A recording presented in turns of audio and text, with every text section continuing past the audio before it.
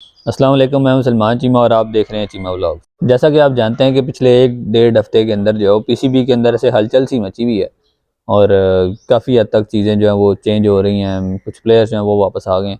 ज़रा हम इन सारी चीज़ों के बारे में डिटेल से बात करते हैं जो पिछले एक दो हफ्ते से चल रही हैं। इस सारी हलचल का आगाज़ वहाँ से हुआ जब इमाद वसीम ने जो अपने रिटायरमेंट का डिसीजन वापस लिया और उन्होंने कहा कि मैं पाकिस्तान क्रिकेट के लिए अपने आप को अवेलेबल करता हूँ।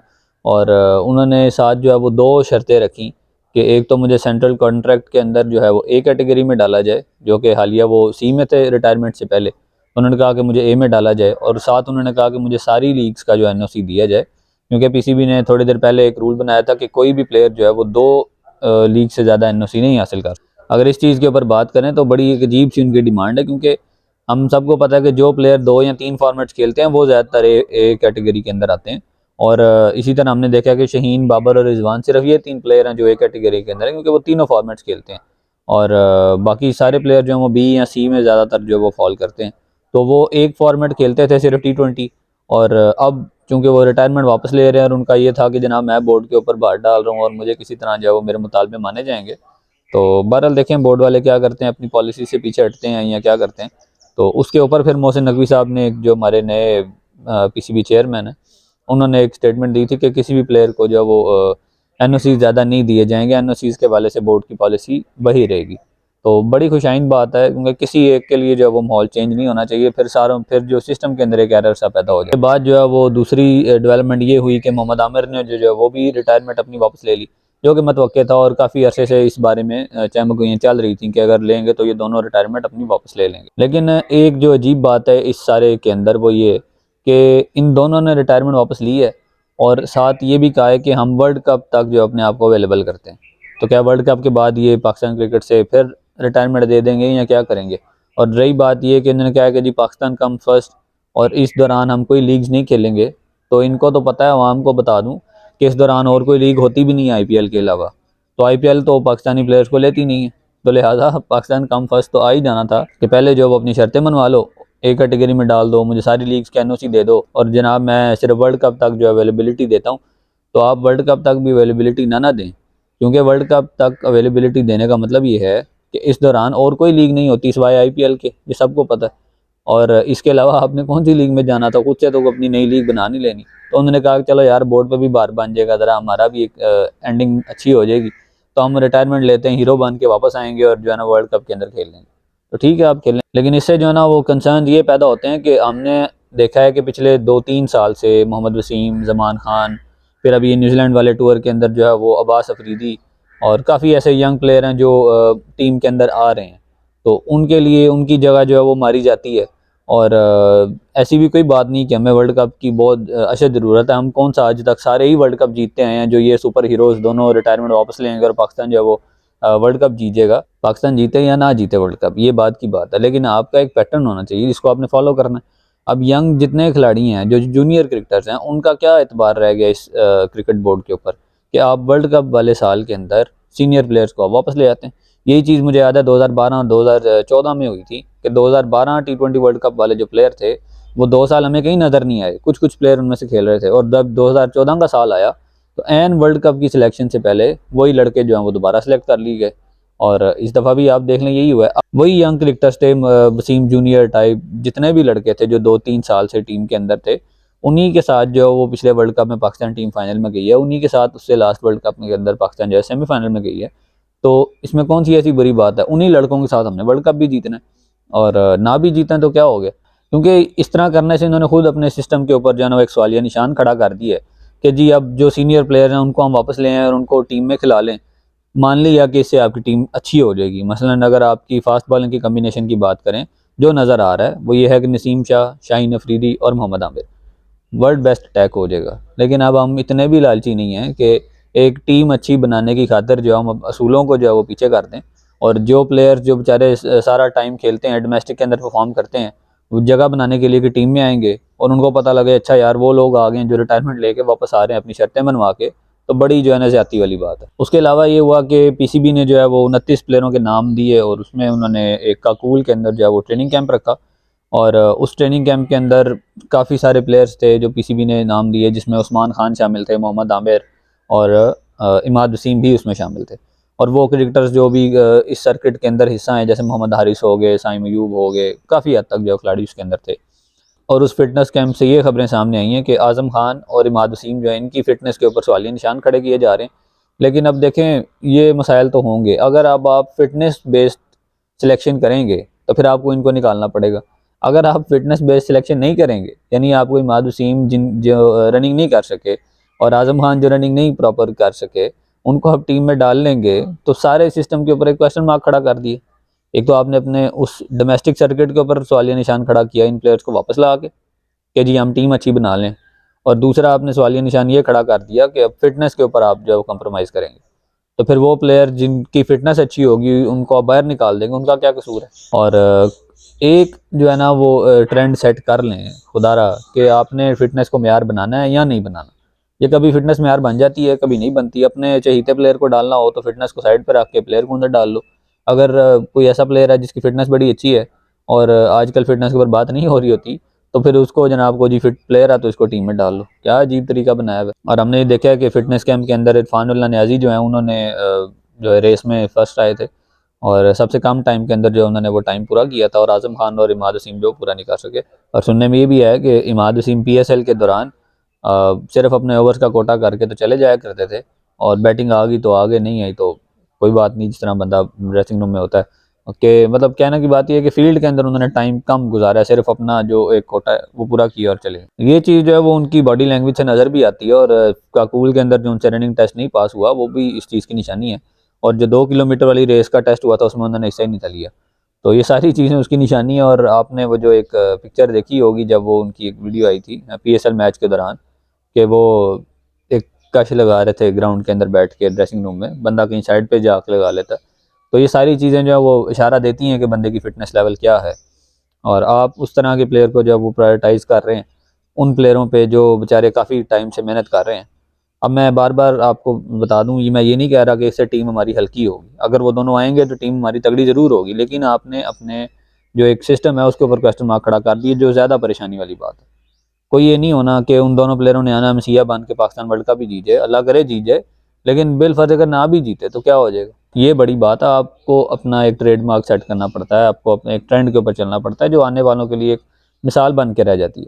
हम हर दफ़ा जो है वो लचक खा के कभी इधर और कभी लचक खा के उधर, तो बड़ी अजीब सी बात है। उसके अलावा ये हुआ था कि PCB ने जो है वो 7 मेंबर्स के ऊपर एक सिलेक्शन कमेटी जो है वो बनाई है।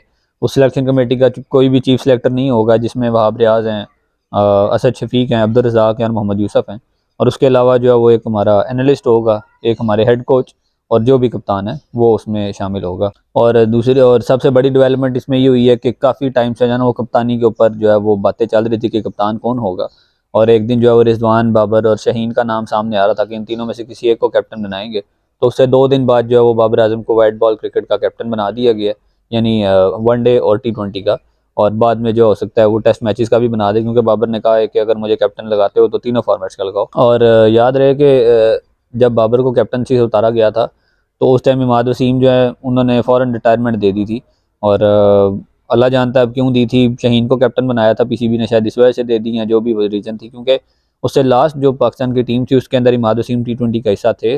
और उन्होंने शायद अपने कॉन्ट्रैक्ट की वजह से कि मुझे कॉन्ट्रैक्ट छोटा दिया जा रहा है, मैं बहुत बड़ा प्लेयर हूँ, तो ये बहरहाल जो भी उन्होंने सोचा, इसको मैच इतफाक़ समझा जाए या जो भी, उन्होंने जो है वो टीम से रिटायरमेंट दे दी थी। और अब जो है वो वापस अपने आप को उन्होंने अवेलेबल कर ली। और काफ़ी लोग जो हैं वो इस टाइम शाहीन के उसमें जा रहे हैं कि 5 मैचेस की कप्तानी दी है, कप्तानी से उतार दिया, ये कर दिया वो कर दिया।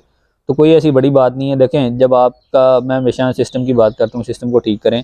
जब आपका ट्रेडमार्क ही ये हो जाए कि आपने छोटी छोटी चीज़ों के ऊपर लेके फैसले करने, तो फिर आपके फैसलों में क्या ही जान होगी। मसलन आपने PSL की बेस के ऊपर आपने शाहीन को कैप्टन लगा दिया कि जी 2 ऑन द ट्रॉट वो सीज़न जीत गया है, 3 के फाइनल में गया तो उसको कैप्टन लगा दो। अब ये वाला सीज़न बुरा गया है तो आपने उसको कप्तानी से निकाल दिया। लेकिन मैं ये समझता हूँ कि इन चीज़ों के ऊपर ये लोग फैसले नहीं करते। बात सीधी है कि जो भी हमारे बोर्ड का चीफ एग्जीक्यूटिव आता है उसका जो माइंडसेट होता है वो चीज़ें हमारी टीम के अंदर आपको नज़र आना शुरू हो जाती। आप देखें, जिस दिन मोहसिन नकवी साहब चेयरमैन लगे थे, उन्होंने आती ये बात की थी कि हम जो है वो बाबर को वापस लाएंगे, जिससे अवाम के अंदर एक खुशी की लहर सी शुरू हो गई थी।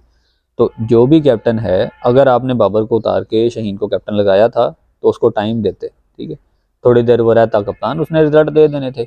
लेकिन अभी सी बात है ना, ये चीज़ों को इस तरह देखते हैं, ये तो देखते हैं कि जो हमारे ऊपर हेड लगा है, जो उसकी डिमांड है इस तरह पूरा कर दो। ज़का अशरफ साहब ने कहा बाबर को कप्तान उतार दो, तो उन्होंने कप्तान उतार दिया, बगैर ये सोचे कि 2 वर्ल्ड कप में उसने कप्तानी की है, तो आगे उसके पास एक्सपीरियंस है। जो प्लेयर उसने ट्राई किए थे, अगर वो नहीं चले वो उनको चेंज करेगा, नए प्लेयरों को अंदर करेगा और आगे वर्ल्ड कप की तैयारी होगी।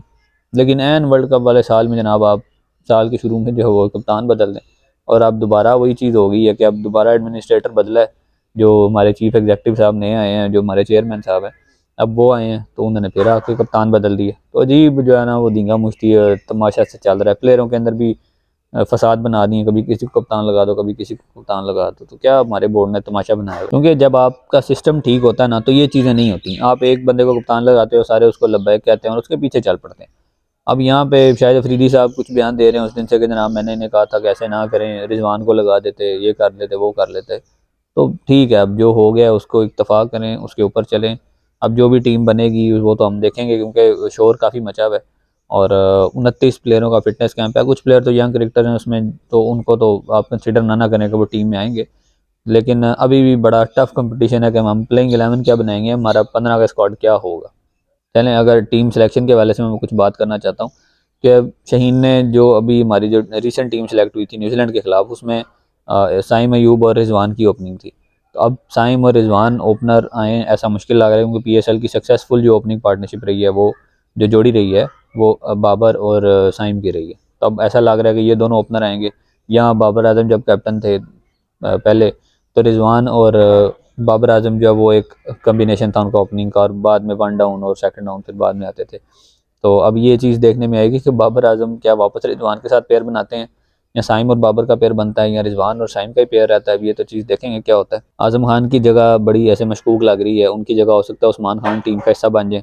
लेकिन अब ये देखने वाली बात है कि उस्मान खान उस नंबर पर खेल पाएंगे और फ़खर जमान क्या अपनी जगह बना लेंगे टीम के अंदर, या उनकी जगह उस्मान खान बैटिंग करेंगे। तो मतलब काफ़ी सारे सवालात खड़े हैं। सलमान अली यागा ने PSL के अंदर बड़ा अच्छा परफॉर्म किया है, हो सकता है वो भी मिडल ऑर्डर के अंदर जगह बना लें। तो मिडल ऑर्डर के जो टॉप कंटेंडर्स हैं वो तो यही हैं, उस्मान खान है, इफ्तिखार अहमद, सलमान अली यागा, और इसके अलावा अगर हम बात करें तो साहिबजादा फरहान है जो न्यूजीलैंड सीरीज़ के अंदर खेलें। तो इन चारों में से जो है ना वो लड़के कोई आपको लेने पड़ेंगे। अगर इसमें प्लस करने तो आप आज़म खान को कर लें, फ़खर जमान को कर लें। इसके अलावा ये है कि PSL के अंदर हमने देखा है शादाब खान ने बड़ी अच्छी परफॉर्मेंस दी है और ऑलराउंडर उन्होंने बड़ा ज़बरदस्त खेला है और बैटिंग भी की है नंबर 4 पे आके, और बॉलिंग भी उनकी बड़ी ज़बरदस्त रही है। तब यहाँ तो शादाब खान को आप as a leg spinner use कर लें, तो यहाँ फिर उनको मिडल ऑर्डर में बैटिंग दे लें। नीचे आप उसामा मीर को रखें जिन्होंने हाईएस्ट विकेट्स ली हैं PSL के अंदर, उनको आप एज अ लेग स्पिनर ले लें। शादाब खान को आप as a middle order batsman भी मिडल में रख सकते हैं। उससे हो जाएगा कि उनकी बैटिंग का एज तो आपको मिलेगा ही मिलेगा प्रॉपर बैट्समैन का, और साथ में हो जाएगा कि आपको एक बॉलिंग ऑप्शन भी मिल जाएगी, और उसामा मीर आपकी प्रॉपर लेग स्पिनर हो जाएँ, और साथ में आपके पास आमिर, शहीन और नसीम शाह। क्योंकि हारिस रऊफ़ की इंजरी का थोड़ा सा इशू आ रहा है, तो अभी कंफर्म नहीं कि वो खेलें या ना खेलें। बहरहाल ये सारी चीज़ें जो अब बोर्ड को सोचनी पड़ेंगी, क्योंकि मैं ये देखता हूँ कि अगर साइम और बाबर ओपनिंग करते हैं तो मोहम्मद रिजवान फिर टीम से बाहर हो जाएंगे। क्योंकि अगर सिर्फ कीपिंग के लिए उनको रखना है, तो कीपिंग के लिए फिर हमारे पास साहबजादा फरहान भी हैं, और कीपिंग के लिए उस्मान खान भी हैं। तो इसलिए ये चीज़ थोड़ी सी जो है ना वो रिजवान के लिए भी मुश्किल हो जानी, क्योंकि हमें पता है जिस तरह पहले वो खेलते थे नंबर 6 पे या नंबर 5 पे, तो उनकी बैटिंग में बहुत जान नहीं थी। जब वो ओपनर आए हैं तो अब उनकी चीज़ ही बदल गई है पिछले 2-3 साल से। तो वापस अगर उनको नीचे लेके जाया जाए तो वो उनके साथ भी ज़्यादती होगी। और अब देखने की बात ये, मेरे ख्याल से बाबर को ये करना चाहिए कि वो 1 डाउन ही रहे। 1 डाउन वो अच्छा खेल रहे हैं, बाबर 1 डाउन ही रहे, और रिजवान और साइम जो है वो ओपनर हैं। तो रिजवान साइम ओपनर, बाबर 1 डाउन। फ़खर जमान को आप स्क्वाड के अंदर रख लें लेकिन बेंच पे करें, और साथ उस्मान खान को नंबर 4, नंबर 5 पे आप इफ्तिखार को खिला लें, नंबर 6 पे शादाब को खिला लें, इमाद वसीम आ जाते हैं 7, और नीचे फिर आपके 4 या 3 बॉलर आ जाते हैं। तो आपका एक टीम पूरी नज़र आ जाती है। जो एक आधा स्लॉट हो उसमें फिर डिस्कशन हो सकती है कि किसको अंदर करना है, किसको बाहर करना है, लेकिन एक स्क्वाड की शक्ल आपको बेहतर वाज़ेह हो जाएगी। बहरहाल ये हमारे बोर्ड के इसी तरह के काम होते हैं और ये इसी तरह चलते रहने हैं, और हम उम्मीद करते हैं कि इसमें बेहतरी है, और आने वाले कुछ दिनों में जो है वो टीम भी अनाउंस हो जाएगी। क्योंकि न्यूजीलैंड की सीरीज़ आ रही है, पाकिस्तान के अंदर ही वो टूर होना है, और पिंडी के अंदर 3 मैचेस होने हैं, 2 लाहौर में होने हैं। तो अब बस उसके ट्रेनिंग कैंप लग जाएंगे। ठीक है, तो आज के लिए इतना ही, और फिर कोई अगली डेवलपमेंट होती है तो उसके ऊपर एक प्रॉपर वीडियो बनाएंगे, और मिलते हैं आपसे अगली वीडियो में। तब तक के लिए अल्लाह हाफिज़।